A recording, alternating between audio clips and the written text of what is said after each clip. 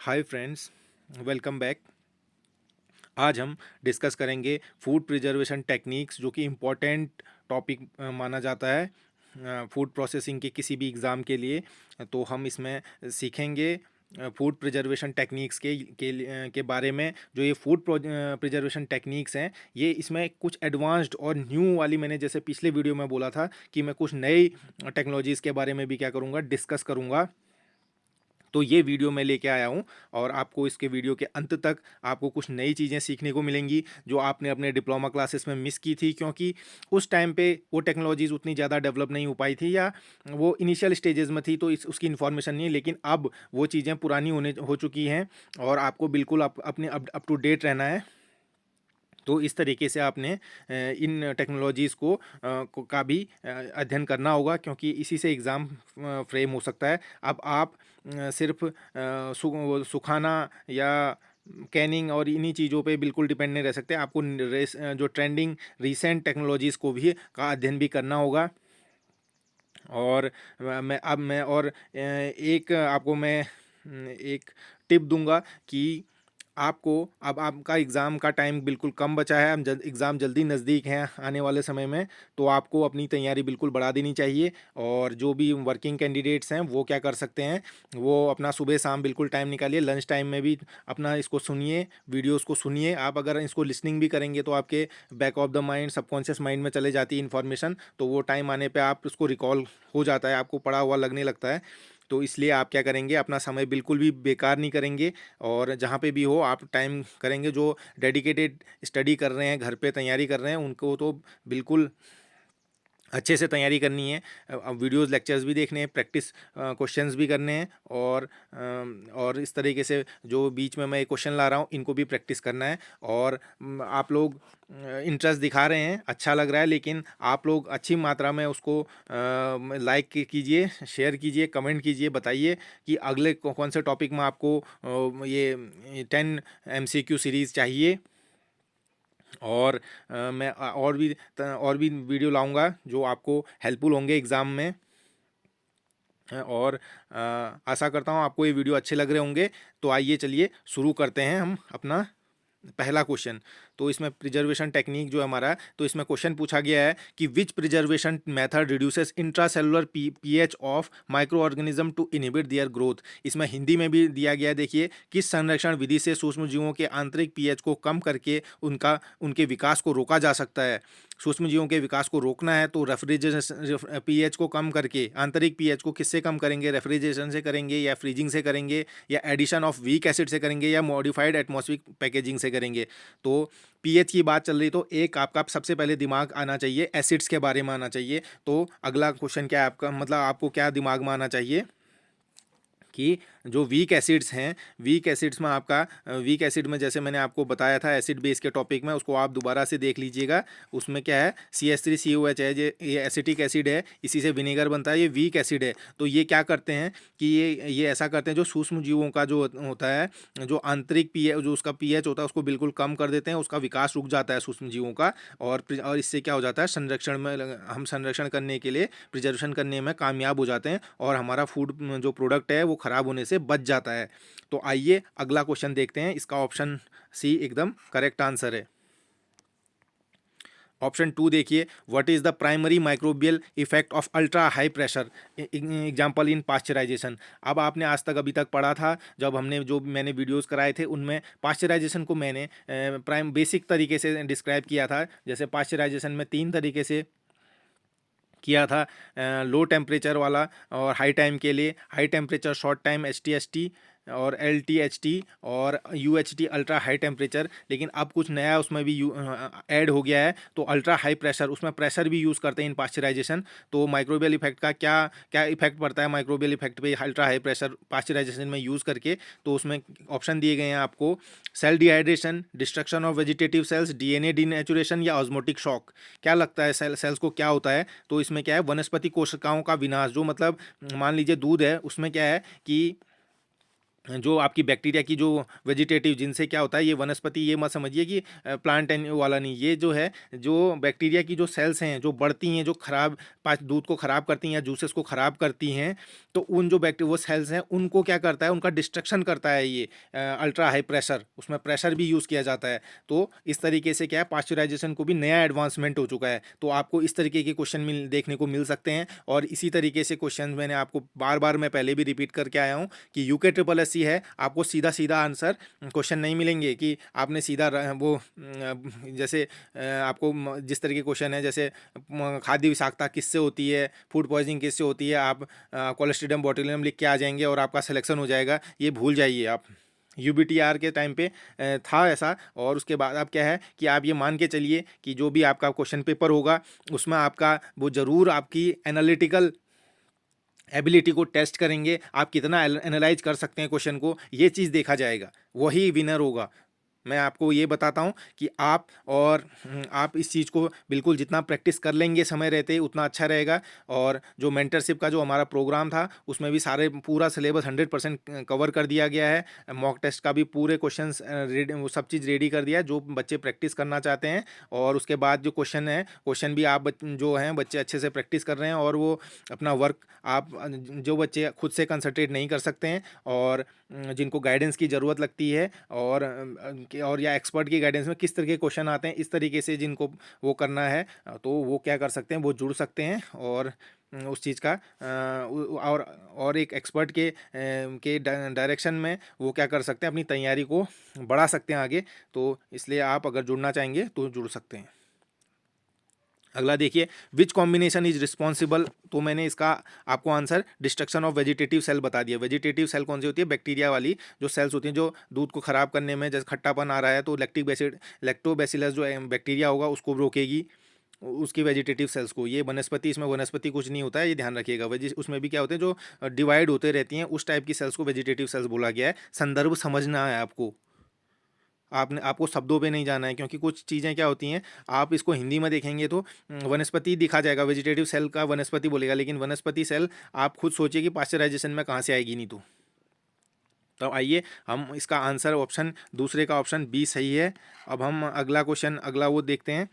तीसरा क्वेश्चन की ओर चलते हैं हम। देखिए तीसरे क्वेश्चन में क्या है, which combination is responsible for killing और डीनेचुरिंग माइक्रो ऑर्गेनिज्म, कौन सा वाला किस संयोजन से सूक्ष्म जीवों को मारा या उनका संरचना विघटन किया जाता है।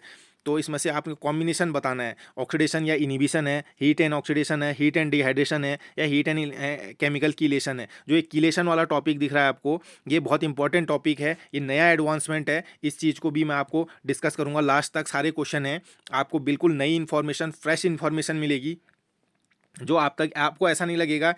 ये वीडियो देखने के बाद मैं आपको 100% श्योर कर सकता हूँ या गारंटी दे सकता हूँ कि आपको ये नहीं लगेगा कि खाली 4-10 क्वेश्चन दे दिए और उसी को जो पुराना पढ़ा रखा है उसी को बार बार उसी पर टाइम ख़राब कर रहे हैं, और वो खाली बस अपना क्या कहते हैं टाइम बढ़ा रहे हैं। इस तरीके से ऐसा कोई भी इस वीडियो का उद्देश्य नहीं है। आप अगर लास्ट तक इस वीडियो पर बने रहेंगे तो आपको मैं यकीनन कह सकता हूँ कि आपको कुछ नया ज़रूर सीखने, कुछ बहुत सारी चीज़ें आपको नया सीखने को मिलेंगी। आप जुड़े रहिए और कमेंट और उससे मेरे को मोटिवेट करते रहिए। सबसे इम्पॉर्टेंट है मोटिवेशन। अगर आप मोटिवेशन में डाउन करेंगे तो मैं आगे को वीडियो नहीं ला पाऊँगा। तो आपको क्या करना है, चैनल को लाइक शेयर और सब्सक्राइब करना है। मैं वैसे बोलता नहीं हूँ कि सब्सक्राइब करने को, लेकिन क्या होता है कि मोटिवेशन के लिए हमें ज़रूरत पड़ती है, क्योंकि मेरा मानना ये है कि अगर आप काम अच्छा करते हैं तो लोग जुड़ेंगे, लेकिन फिर भी ये है कि कुछ चीज़ों में मोटिवेशन की ज़रूरत होती है।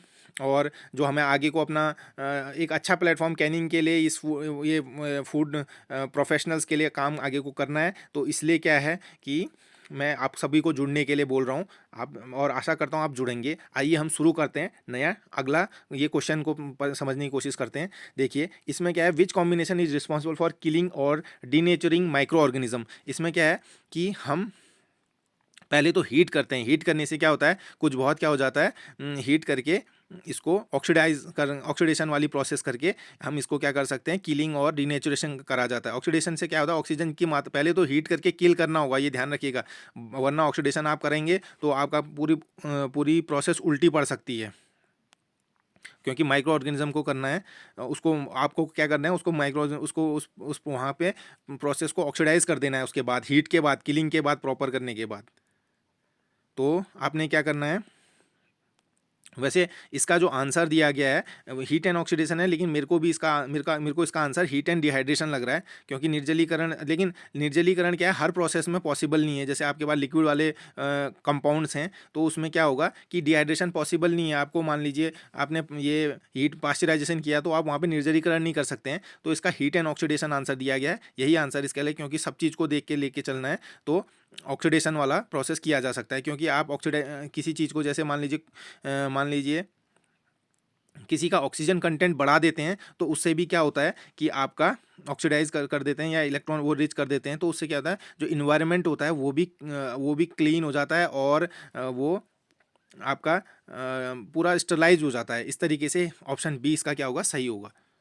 देखिए चौथा, ethanol preservation works primarily through which mechanism. Ethanol का जो प्रिजर्वेशन है, इथेनॉल से जो संरक्षण किया जाता है, वो किस तंत्र के माध्यम से कार्य करता है।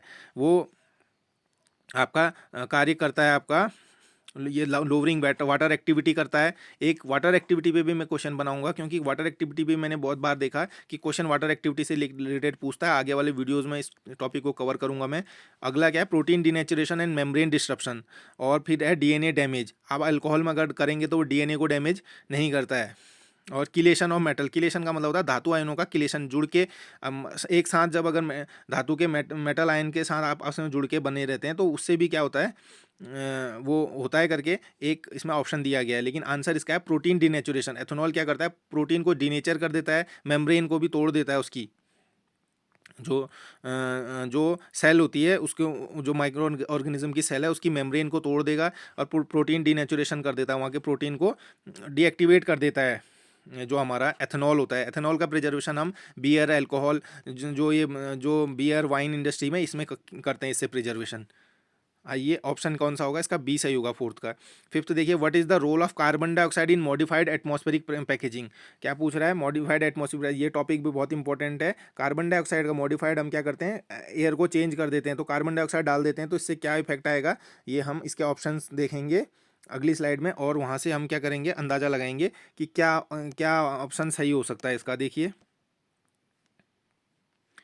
संशोधित वायुमंडल पैकिंग में कार्बन डाइऑक्साइड का की क्या भूमिका है। रिड्यूसेस पीएच को सिग्निफिकेंटली घटा देगा, या kill micro organism via oxidation करेगा, या specific inhibition of some micro organism, या increases water activity. Water activity तो ये इंक्रीज डिक्रीज नहीं कर सकता है। अगर CO2 आप गैस डाल रहे हैं तो क्या करेगा, ये स्पेसिफिक ये क्या करेगा, क्योंकि ये बी ऑप्शन में किल्स माइक्रोब्स वाया ऑक्सीडेशन, जब CO2 है तो ऑक्सीडेशन वैसे ही नहीं है, ऑक्सीजन गैस होनी चाहिए ऑक्सीडेशन के लिए, ऑक्सीजन में इन्वायरमेंट होगा या इस तरीके का तब होता है। या रिड्यूसेस पीएच का भी लेना देना नहीं है। Specific inhibition of some micro, कुछ माइक्रो ऑर्गेनिज्म का क्या करना है, स्पेसिफिक इनिबिशन करना है, कुछ सूक्ष्म जीवों का विशेष अवरोधन करता है। ये पांचवा क्वेश्चन का, पांचवे का सी सही है। आप देखिए यहाँ से आगे को, जब शुगर प्रिजर्वेशन वर्क्स मेनली, कुछ इंपॉर्टेंट आपको पॉइंट्स नीचे को देखने को मिलेंगे, तैयार रहिए। आइए देखते हैं, sugar preservation works mainly through, चीनी का संरक्षण मुख्यतः किस प्रकार से कार्य करता है। वाटर एक्टिविटी को इंक्रीज, वाटर मतलब वाटर लेवल को बढ़ा देता है एक्टिविटी से, आप ये समझ सकते हैं। लोअर ऑस्मोटिक प्रेशर या creates osmotic stress leading to dehydration, या प्रोटीन कोगुलेशन। तो क्या होता है, आप जो हिंदी मीडियम से बच्चे हैं वो हिंदी में इसके ऑप्शन को पढ़ लेंगे और उसको समझ भी लेंगे, इसको वीडियो को पॉज करके, तो उससे उनको अच्छे से समझ में आएगा। तो इसमें क्या होता है कि ऑस्मोटिक स्ट्रेस डेवलप किया जाता है। क्या किया जाता है, स्ट्रेस डेवलप किया जाता है, जिससे क्या हो जाता है, डिहाइड्रेशन हो जाता है। ऑस्मोसिस आपका क्या होता है कि आपका जैसे आपका क्या है यहाँ पे, आपने ये ले लिया ऑस्मोसिस का, मैं आपको समझा देता हूँ ऑस्मोसिस क्या होती है। ऑस्मोसिस में मान लीजिए आपने यहाँ पे किशमिश रख लिया है, ये एक आपका किशमिश है, और आपने यहाँ पे एक सॉल्यूशन रख लिया, मतलब ये आपका क्या है, पानी रख लिया आपने। तो जब, और इसमें क्या होता है, जो किशमिश की जो झिल्ली होती है ये सेमी परमिएबल होती है, मतलब किसी चीज़ को आने, सेलेक्टिव चीज़ों को ही अंदर आने देती है।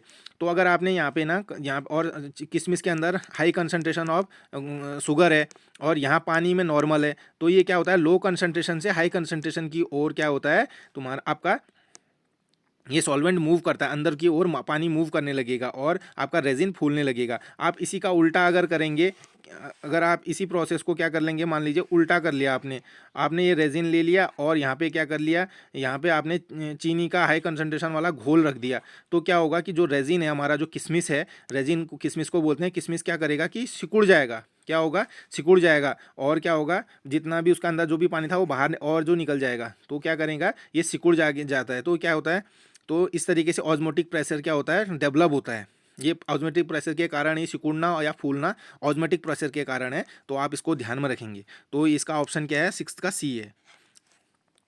आइए अगला अगला टॉपिक देखते हैं, अगला क्वेश्चन देखते हैं हम सेवंथ।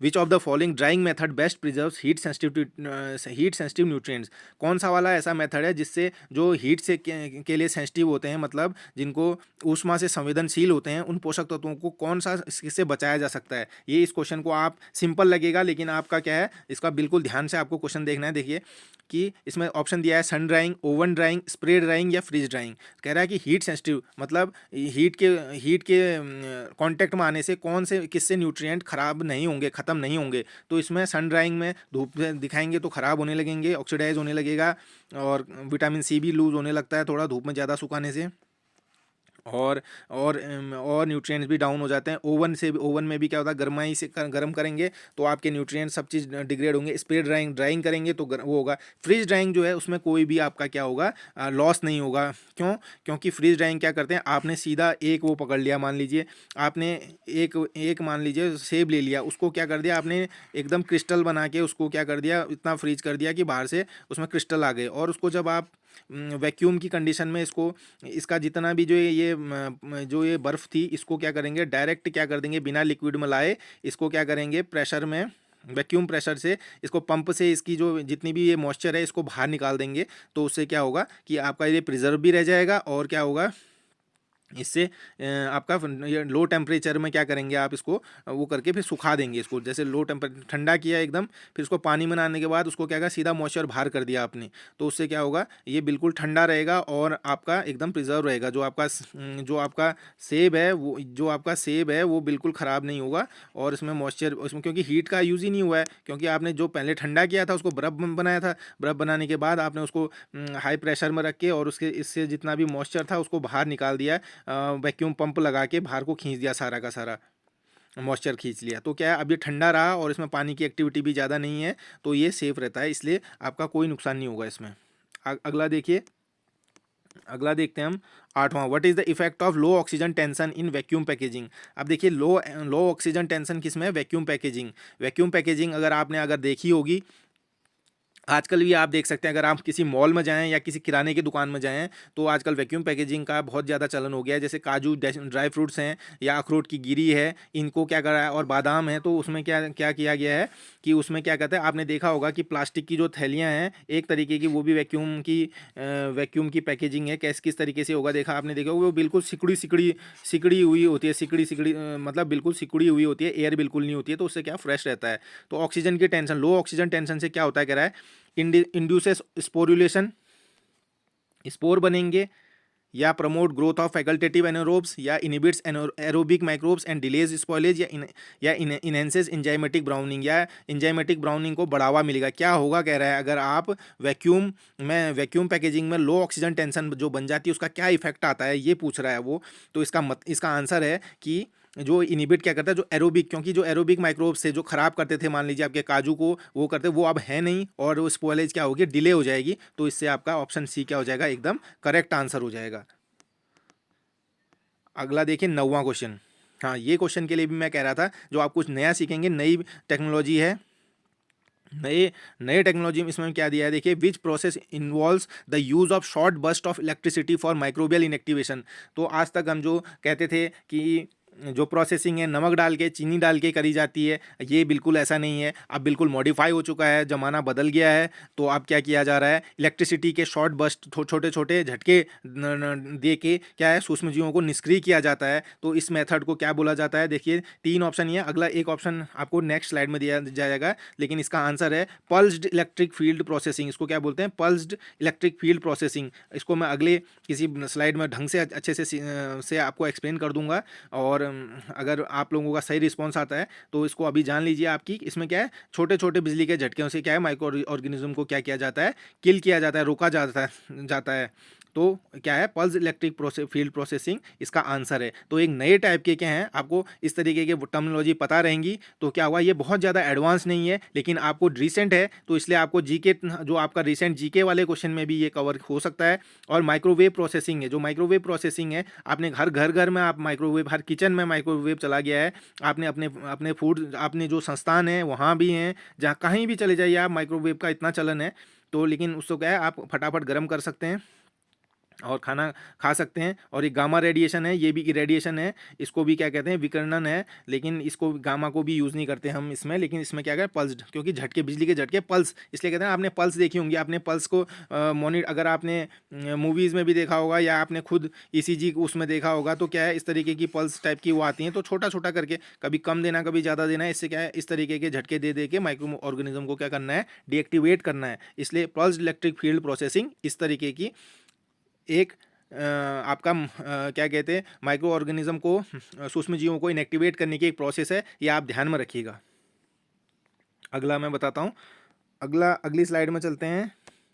अगली स्लाइड है आपका, देखिए इसमें एक ऑप्शन और दिया था यूवी स्टरलाइजेशन। तो इन स्टरलाइजेशन टेक्निकों से आपने क्या है कंफ्यूज नहीं होना है, उसका क्या है पल्स डे, क्योंकि पल्स की तरह छोटा छोटे टुकड़ों में करता है। एक सबसे इंपॉर्टेंट टॉपिक है chelation in food preservation works bye. देखिए ये जो मेथड है, नए मैंने जो मेथड बताए थे, जो मैंने आपको नए मेथड्स बताए थे, उसमें एक इंपॉर्टेंट मेथड है ये, जो हाल ही में क्या हुआ है इनमें अभी ये जैसे ये वाला था आपका पल्स वाला था, और ये कीलेशन है। कीलेशन क्या है कि कीलेशन मतलब मैं आपको बताता हूँ, सबसे सिंपल तरीके से इसको समझाने की कोशिश करता हूँ। ये नया मेथड है और ये किस तरीके से काम करता है मैं आपको बताता हूँ। ये कीलेशन आप पहले से जानते हैं। एक कीलेशन आपका होता है, अगर आप साइट्रिक एसिड डालते हैं किसी चीज़ में तो ये भी कीलेट बनाता है। साइट्रिक एसिड अगर से हम प्रिजर्वेशन करते हैं, जैसे जो शरबत वरबत को करते हैं तो किलेशन बनाते हैं। किलेशन का मतलब क्या होता है, एक मेटल होता है, बाकी ये लीगेंड क्या करते हैं, आपने कोऑर्डिनेशन कम केमिस्ट्री पढ़ी होगी उसमें अपना 12th में, तो वो ये क्या करते हैं, इस तरीके का कॉम्प्लेक्स होता है, यहाँ पे लीगेंड होते हैं, तो इस तरह ये क्या करता है, ये किस चीज़ के काम आते हैं मैं आपको ये भी बताऊँगा।